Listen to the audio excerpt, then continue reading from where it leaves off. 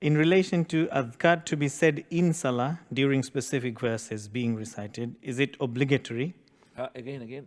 The adhkar to be said in Salah during the verses, during specific verses, are they obligatory?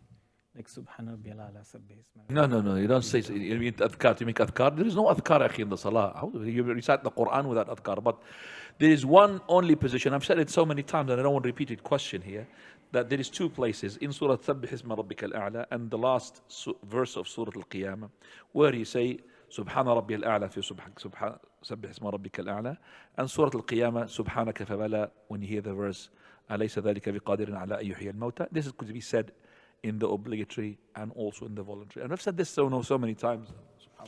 And do you say the adhkar if you are being led by an imam? Yes, if you left your time, yes, you say it. Adhkar is not dhikr, it's just saying Subhana Rabbi al-A'la. There's no adhkar, just like this. As for which is the supplications that the Prophet used to do during the night prayer, this is Qiyam Layl, it's in your own, okay? Like when you pass by a recitation which has got Jannah, you ask Allah Jannah, that's different. You don't do that in the obligatory, nor into the voluntary. It's only the Qiyam al-Layl. Naam.